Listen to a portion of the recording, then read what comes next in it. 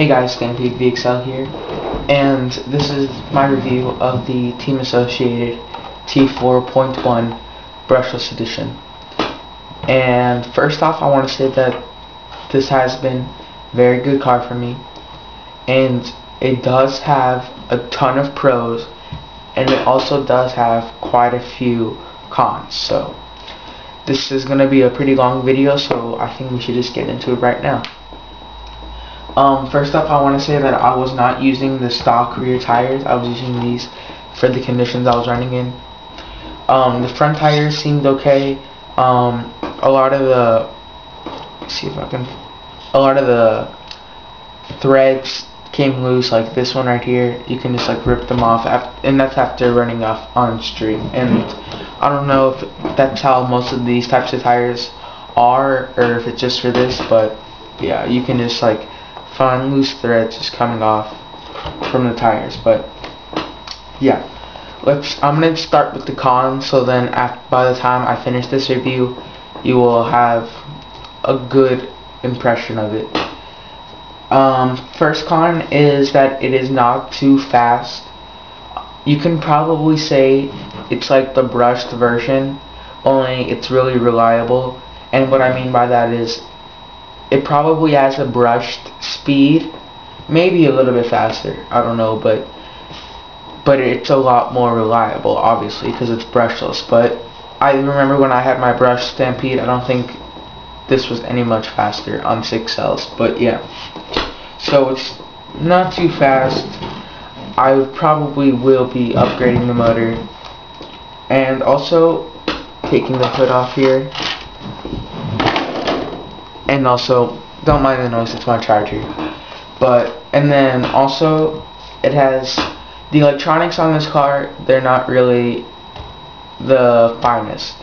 And what I mean by that is, yeah, it's a brushless system, but the system only puts out 40 amps. And as I said before, it's not that fast. And no USB, no programming. It's all like listening, like pull this and then it'll beep twice. And yeah, so their mindset at Associated was good, but they couldn't really deliver because they had to keep the price point down somehow. But yeah, so that's the problem with the brushless system. The problem with the servo is it is a Metal Gear servo, but it only puts out 50 ounces of torque, which is not really anything for racing. So if you're a serious racer, you're just going to yank that out and throw it in the trash. Also, the 2.4 gigahertz receiver. It's a tiny receiver, it's 2.4, but look how long the antenna is. Yeah. The transmitter is actually really nice, sits in your hand well, and one of my favorite features of it is that you can take this out and you can plug in your own 8-cell battery, rechargeable battery, and that's not even one of the coolest parts. The coolest part is it actually has a charging port right built into the transmitter, so that's kind of cool. And the range on it is very good. The next con is it's not the strongest car. It is a strong car, but it's not the strongest. After my about 4th or 5th run, I did break my bulkhead. I bent the turnbuckle and I ripped the threads out of the bumper. So I bent the turnbuckle back. I got the RPM arms and bulkhead, and I got the RPM bumper. But yeah, it is a strong car. I did do a lot of rollovers. I did hit a lot of curbs, but I remember doing all that and more with my Stampede, and it would still survive. So I think for race conditions, it'll be fine. It'll survive, but if you want to bash it, no. And then also the plastic transmission. It is very quiet and it is very efficient when you are driving it, but it is plastic. And I am 99.9% sure it's plastic, but I mean, you are gonna have to do something in the transmission if you decide to go up to a higher motor, like do the differential or the idler gear or the spur gear, something along those lines, because I don't really think the transmission will be able to hold up to like a Mamba or 5700 or anything like that. The next con is, now my previous car was a Traxxas Stampede, and I'm sure a lot of you guys know that it comes with a lot of extras in the box. This truck, I think the only extra that came with it were these preload spaces and a couple of steering assemblies, so it doesn't really come with that much in the box. So it's obviously not a really big con, but it would be nice if Team Associated did do something like that. One other con is that the rear shocks, if you go down to a certain point, they rub against the turnbuckle, which is, I mean, a lot of these cons aren't even bad. And then also, I'm sure anyone who's really researched on this car, or who owns this car, knows how terrible these turnbuckles are.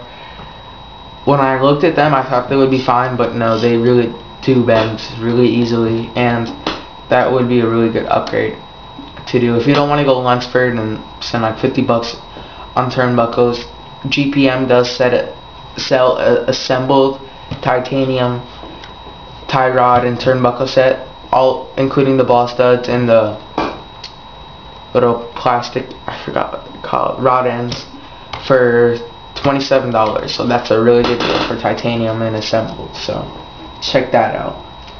Also, the ESC, it's not hard to